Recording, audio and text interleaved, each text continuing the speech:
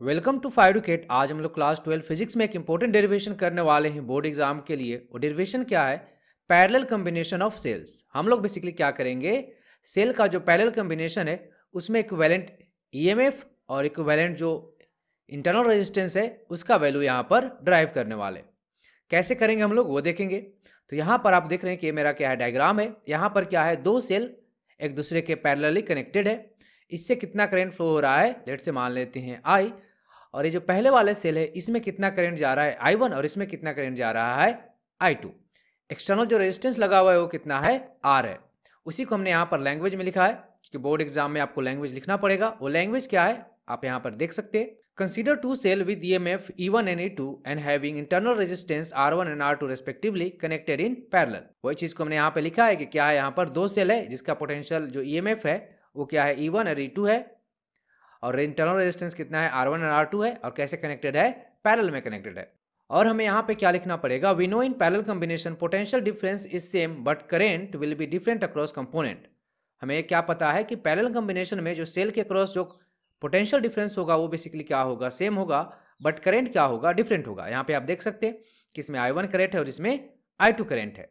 यहाँ पर ये जो I करेंट है वही क्या हो रहा है, डिस्ट्रीब्यूट हो रहा है, इस सेल से पास हो रहा है, कुछ इस सेल से पास हो रहा है। कहने का मतलब क्या है कि यही करंट क्या है, इन दोनों में जा रहा है। तो यहां पर हम बेसिकली क्या लिख सकते हैं कि ये जो करंट होगा वो बेसिकली क्या होगा, I1 प्लस I2 के इक्वल होगा।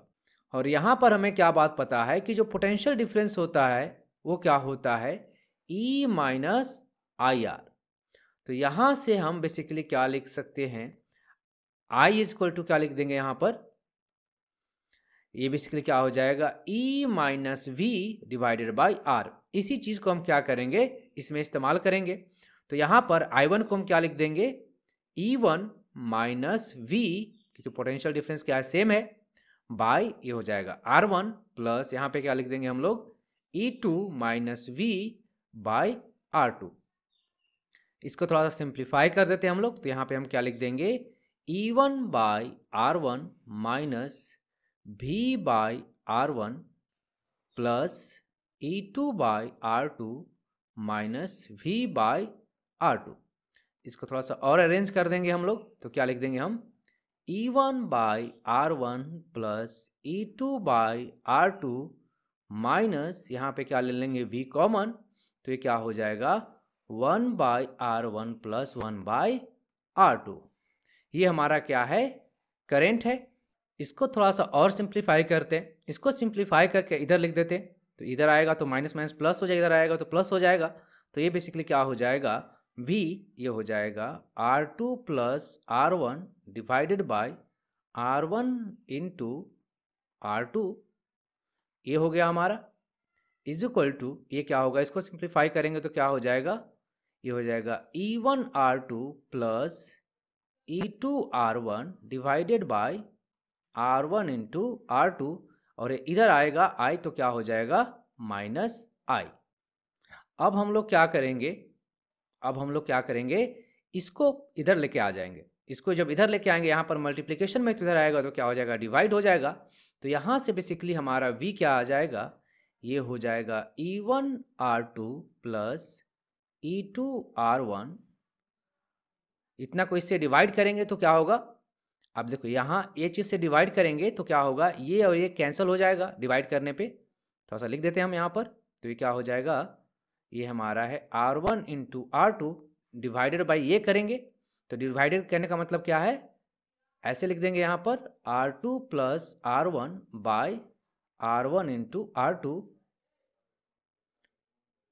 प्लस क्या होगा, यहाँ पे माइनस हो जाएगा I, और इसको I बाई क्या हो जाएगा R2 plus R1 divided by R1 into R2।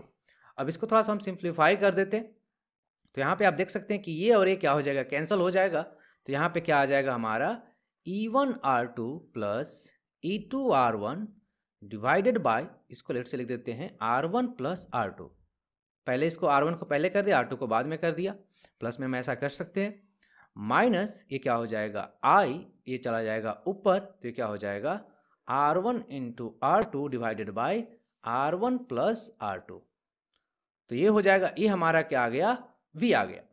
अब हम लोग क्या करेंगे, इसको कंपेयर करेंगे किससे, कंपेयर दिस विद, किससे कंपेयर करेंगे हम लोग, जो V इक्विवेलेंट होगा वो बेसिकली क्या होगा, E equivalent minus I R equivalent.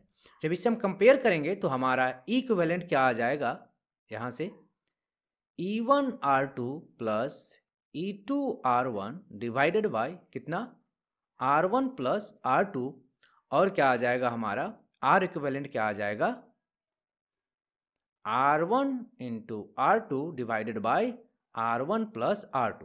तो हमें यही चीज़ क्या करना था, ड्राइव करना था। अब हम लोग क्या करेंगे, अब हम लोग करेंगे n सेल के लिए जो इक्विवेलेंट आपका जो EMF है वो क्या होगा वो देखेंगे हम लोग।